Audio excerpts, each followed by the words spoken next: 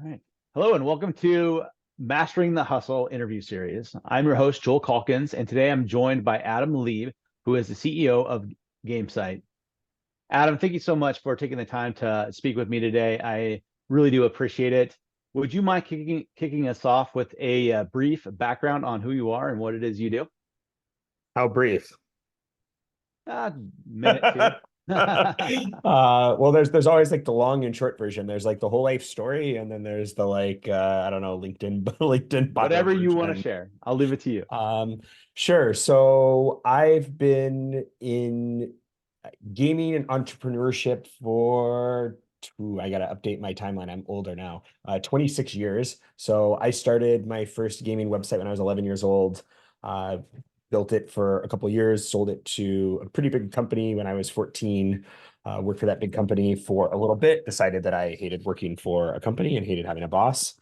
Shortly after that, started another company selling virtual goods and currencies in really early online MMO games. I built that into a pretty decent size, a few $1 million a year business when I was in high school that I ran all the way through college and grad school. And then I've been working in mostly the B2B space in gaming ever since, building all sorts of different tools and software services for video game companies. And that's what I do at Gamesight, where we're about a 40% gaming technology company, work with hundreds of different games all over the world, touching billions of gamers each year. And yeah, I guess I love what I do, but I've been doing it for a very long time. Yeah. So you mentioned starting off very young in kicking off your entrepreneurial journey. What made you initially decide that you wanted to go do your own thing and start up something, especially at that young age? Yeah, it's funny now, I do a podcast and tell the story, and I can tell this really great narrative about how I've been, an entrepreneur for a really long time. But I didn't think about it like that when I was Mhm. when I was a kid. It was more or less that there was, and I had an idea and something I wanted to work on and do, and I did. Uh, then kind of just followed in a lot of ways, followed the money and saw what I could do to kind of pay for the hobby I had, which at the time was like learning computers, learning web design, certainly playing games. And so I mostly just followed my passion and found a way to kind of make some money doing it. I think as a kid, there was often this like stigma, games are a waste of time, and you're wasting your life playing video games. And I think for me, there was always this like, well, what if I, what if I made a career out of it, right? Yeah, What if I, I wasn't thinking about a career when I was a kid, but I was right, thinking of, well, what if I could make money doing it? Well, then it can't be a waste of time, right? Then right. then it's a job. And yeah, I mean, I've been working in video games for 26 years. Obviously, it's been a very good job for me. Totally. So it certainly was, it could, gaming couldn't have been further from a waste of time. And so I think that drove me a lot Mhm. as just sort of a motivation of like wanting to kind of prove people wrong who don't I was wasting my time doing something I like doing. I think you're giving hope to a lot of young kids right now who love gaming and want to figure out how to make it a lifestyle. And so it's Yeah, it's a great to 200 billion hear. dollar a year industry, right? It's, bigger than movie and TV and music Totally. combined. So it's certainly a massive industry, and I do have a lot of uh, you know encouragement that I often give young people for that this sort of trait thing to say, follow your passion. But for Mhm. sure, if you love something, you can find a way to build a career in and around that thing. If you love, my son loves baseball and loves sports. He's maybe not going to be a professional baseball player. He'd love to be, but there's plenty of ways that you can build a career and a life in and around sports without having to be the Major League Baseball player. Yeah, yeah, for sure. That's great. So now you're at Gamesite, and for those that don't know, tell us a little bit about Gamesite, what it does, and how it helps uh, gamers. Sure. So Gamesite, we build publishing tools for game companies, which is basically when you think about everything you need when you build a game that has to do with like making money from the game. So we call that publishing, but it's selling the game, marketing the game, all of that stuff. And so we have a bunch of different tools and services built to help game companies do that. Most of the things we do are built off of sort of deep technical and data, technology and integration. So we work deeply inside games, helping them figure out things like, what's effective, where they should be spending their money, how they should try to grow their games, where maybe they shouldn't, and what's a waste of money. And so by doing that, we allow game companies to be, the best games really can be effective and can grow, and they can continue to build more great games. So yeah, I think for us, it's really an awesome opportunity to work with many of our favorite games and the games we love without we don't build games, but we really help games succeed, and that's an awesome feeling. Yeah, so that's an interesting insight, an interesting problem that you chose to solve.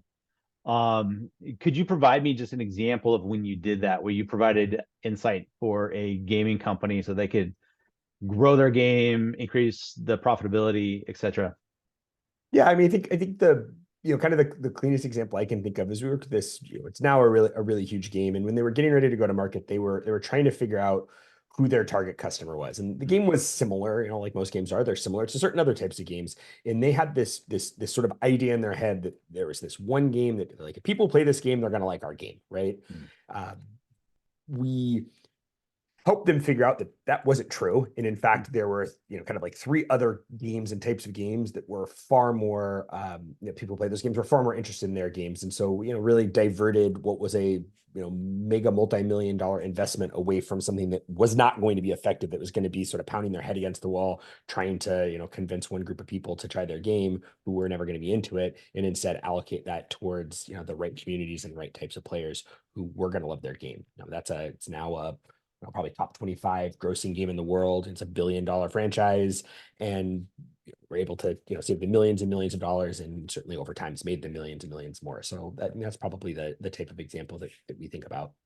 Oh, that's great. So how did you come across that insight to say, hey, there's an opportunity within this space where we can provide insights to help, gaming companies improve the game overall, find a better market for it, etc.? Yeah, the way I feel like I've discovered most of my businesses, which is you sort of you listen to people complain about the problems in their life. And when you work with business professionals, it's problems in their business, not just in their lives. And really it came from that initial insight came from someone who's become a friend, but at the time someone that had worked with at another company, and he was sort of lamenting how they were spending a lot of money.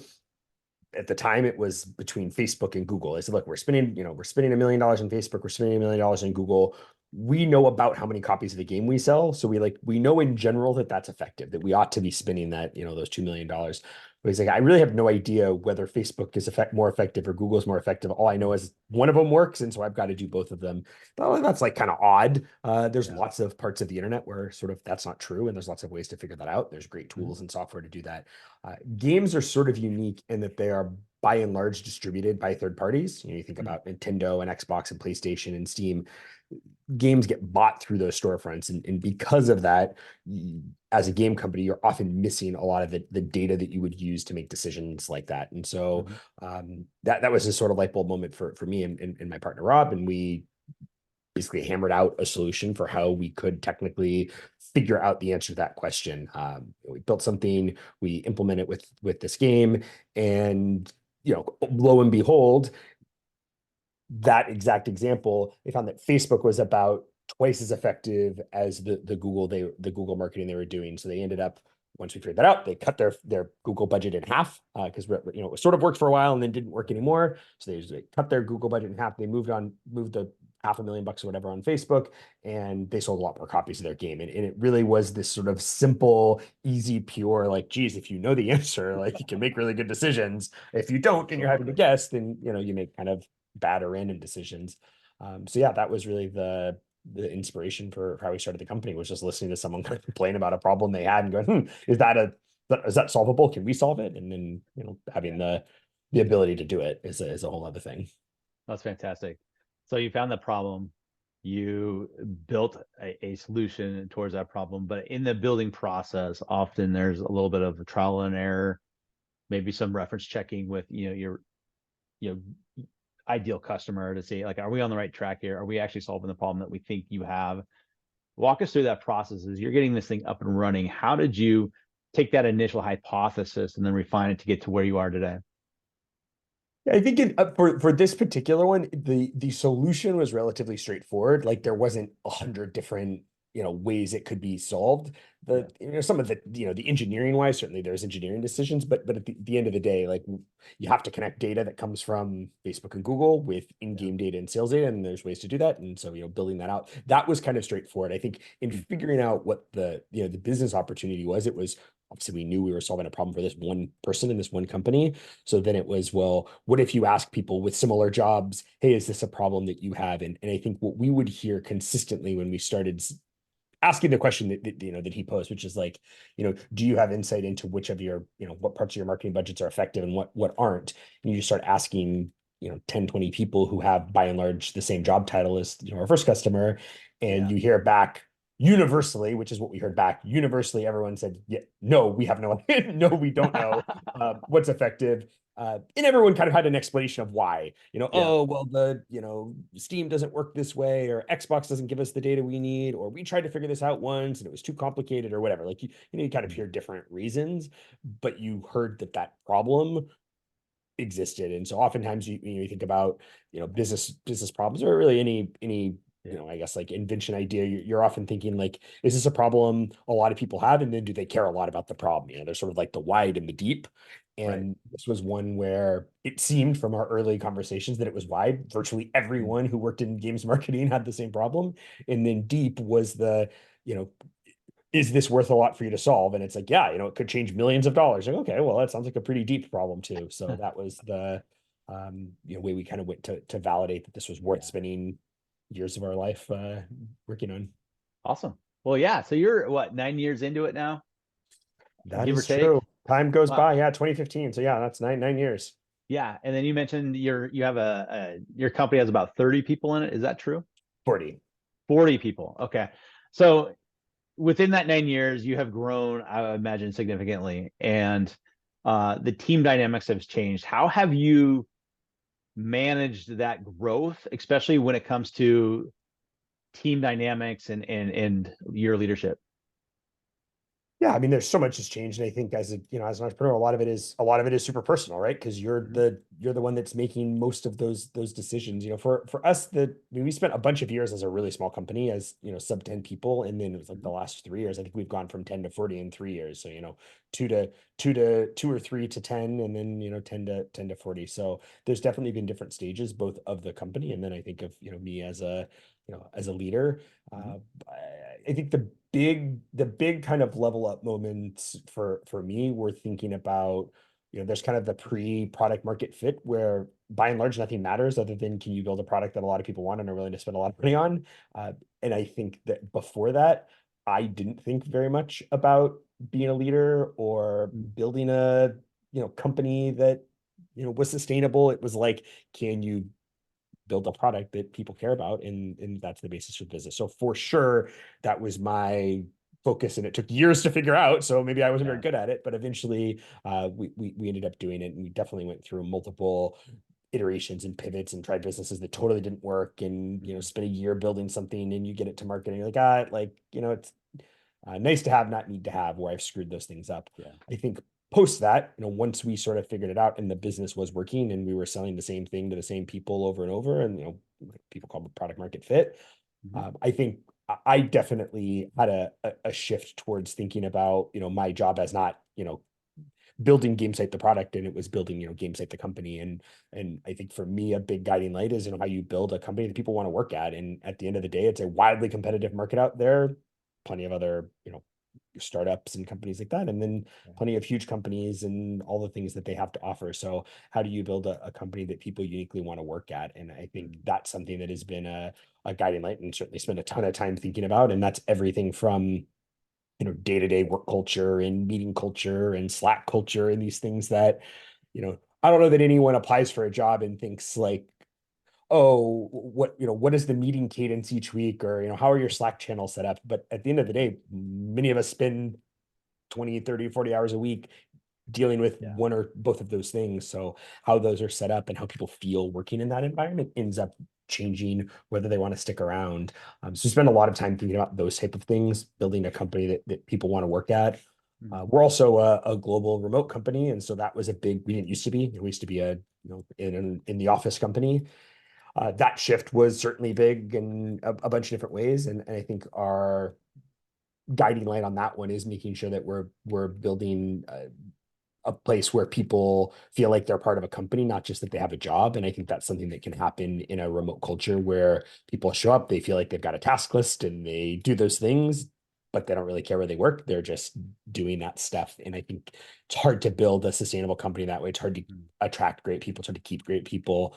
So really thinking about building that, that you work at a company, you don't just have a job, is something that we focused a lot on for, the last, what's been almost 4 years now, COVID times. Okay. So, I mean, that sounds like a challenging problem that you're working on there and solving for. How did you recognize that you went from people that were just working at a job to being a part of something bigger than themselves at a company? Like, how did you recognize that? And then what were the steps that you take? Oh, geez. I don't know that there was a light bulb moment on that one. I mean, I think that was probably a lot of it was definitely COVID. A lot of it was this sort of like, everyone, there was, I think, this idea when we all worked in an office that things like culture just solve for themselves because, culture is this sort of like, you see how everyone acts and the things people do and the values people, are facing every day. I think Yeah. I thought that just sort of handled itself. And I think it was wrong about that. I don't think that's actually true. But for sure, when we went remote, it was like I was like, okay, we have to do this. Like this isn't something that we can't have those things be like unspoken. Well, you can just tell because of how people behave in the office. That's not going to happen. So you need to be way more explicit about what you believe in as a company, what I believe in as a leader, uh, what we hope that the people we hire, when we're hiring, that we're really validating for our company's principles and things like that. So maybe that was the light bulb moment. Is this like remote thing kind of like, I don't know, scared me into like, oh crap, we better like really be conscious about this, and maybe we always should have been, but.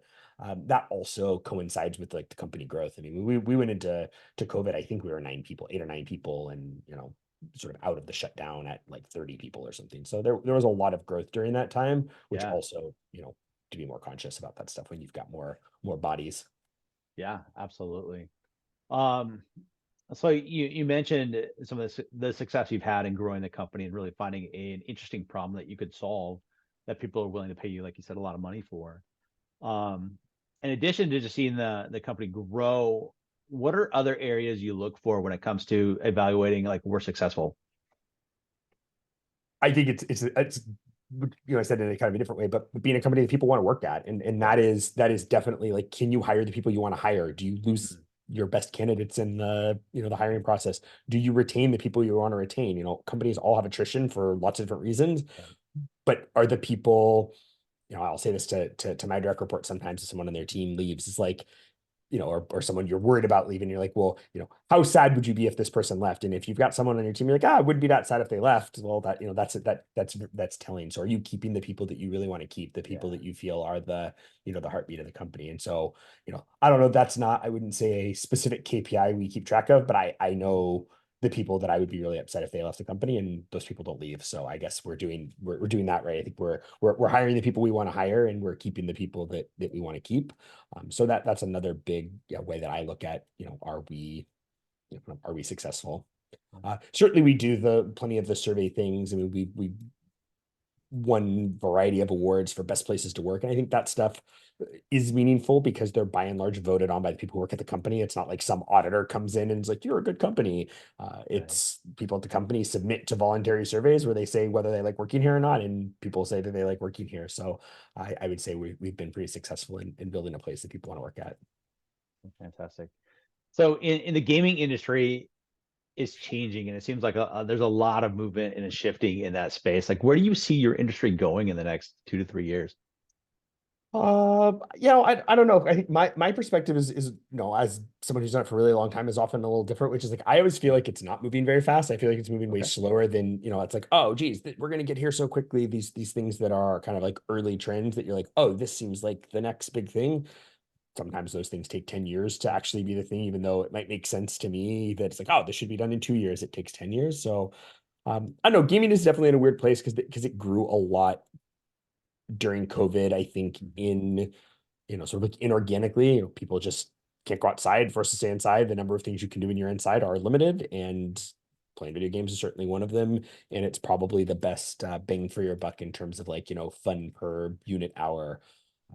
That's kind of clawed back a little bit as the world's got back to normal, and we've seen, well, the industry hasn't shrunk, it hasn't grown the way that it's grown the last 20 something years. So there's a little bit of an adjustment period from that, like kind of, inorganic COVID bump.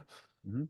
But at the end of the day, when I think about kind of like the long-term health of the industry, I think about, I've got two 9-year-olds at home, and when I was 9, how many kids in my class would have sort of like identified as gamers? It was probably like 15%, 20%, as the minority. When I think about my kids, it's the majority. It's like odd if someone isn't a gamer, doesn't play video games, and then you think 5 years from now, well, what will, how many 9-year-olds will be playing games? Will probably be 100%. So that kind of growth of gaming as just a normal part of life, as in many instances, the dominant form of entertainment, way ahead of, when I was a kid, TV and movies. Gaming is way more prevalent than TV and movies now.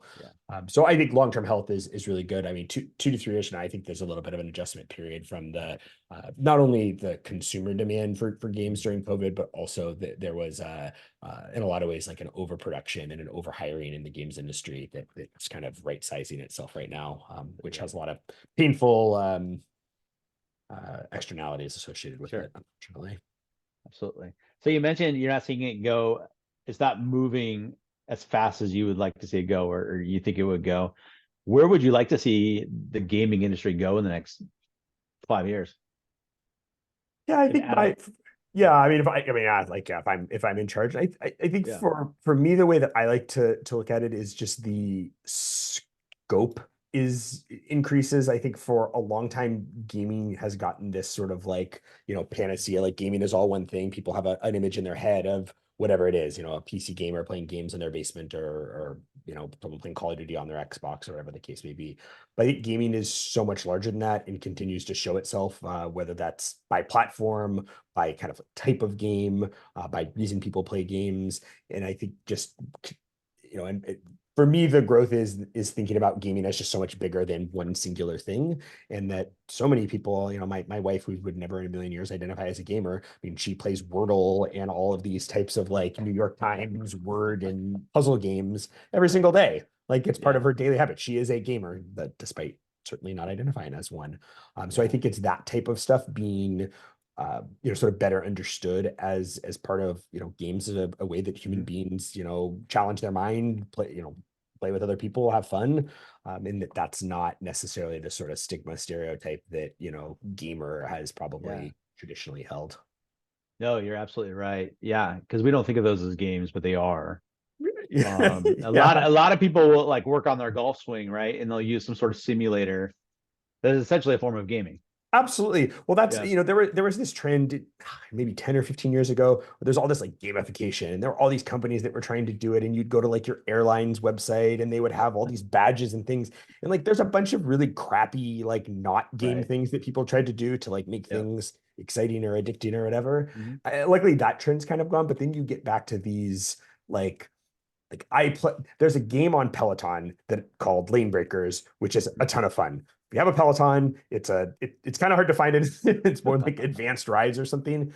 Yeah. But I play that game, and it is a ton of Mm. fun. And it is not a deep game experience, but it does make the overall, riding experience fun. And, it's a reason to do something, and a reason to, help you get through something that maybe otherwise isn't the most fun thing in the world. Yeah. So I think there's so many applications of gaming that have just sort of proven to be better. And I see that with my kids too, with learning. There's so many awesome things between Minecraft and Roblox and all of these ways to teach kids things in these virtual worlds where they are comfortable and they're able to explore all sorts of things that the the real world doesn't provide for us, that you can do things in a virtual world that you can't do in the real world.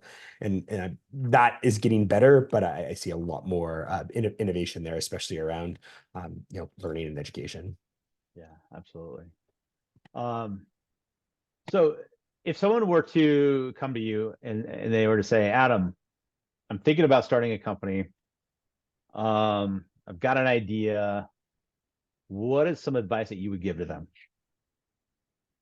Well, but I mean, I think it's the easiest advice, but it's you kind of asked me. It's like you need to get out of the building. You need to go talk to people. You need to talk to customers and Right. validate that. I think that can be hard to do because some of us, some people hold their ideas really precious and say, I don't really want people to tell me this is a bad idea. And as someone who has Yeah. definitely made that mistake before and built things that I thought were a good idea that maybe other people didn't, it's a painful experience, and it's a whole lot less painful when you ask before you spend any money building something. So for sure, validating that idea, in doing that is a lot. I think one thing I've learned is it's a lot easier than you think. Be like, oh, I don't know who to ask, and like, but people like to share their opinions. People like to tell you stuff, especially on B2B type ideas. You're asking someone who's who's an accountant or an HR professional or whatever, and they're like, it's not like they're getting a million emails a day for people asking their, why their job sucks and how it can be made better. So I do think that there's so much value and so much of your life you can get back by asking, especially the hard questions early. And I think those ones tend to be, kind of what I said earlier, which is like, is this a consistent problem? Do a lot of people have the same job, or a lot of people, whatever in life have the same issue? And then if so, like, how painful is it? And if you get bad answers to those, then I think you really want to consider whether that's an idea that you want to pursue. Yeah, no, absolutely. Talking to people, right, to kind of validate that idea, that hypothesis, and probably and help you asking the hard refine it. questions. Yeah. Yeah, because sometimes you end up in a different place than you thought you would. You said this is the thing that made sense to me, and you go ask people on it, like, no, this isn't quite it. It's just a little bit more this way. And you go, oh, that makes a lot more sense. So yeah, get out there, and you got to ask the hard questions. Would you pay for this? If so, how much would you pay? And I think that is challenging for people sometimes, especially when they haven't built anything, don't have anything to sell anyone. Like, why would I ask someone to pay for something? Well, if the answer is like, yeah, if you built this, I'd use it. That's a really different than if you built this, I'd write you $100,000 check for it. That's a very different question. Totally. So making sure you're willing to ask those tough questions early on. No, absolutely. Well, Adam, this has been a fun conversation. Really love learning about your journey as an entrepreneur and as a CEO, and learning more about Gamesight. What a cool solution for the gaming community. So again, thank you so much. Appreciate you being on this show, and I wish you the best. Thanks. Appreciate your time.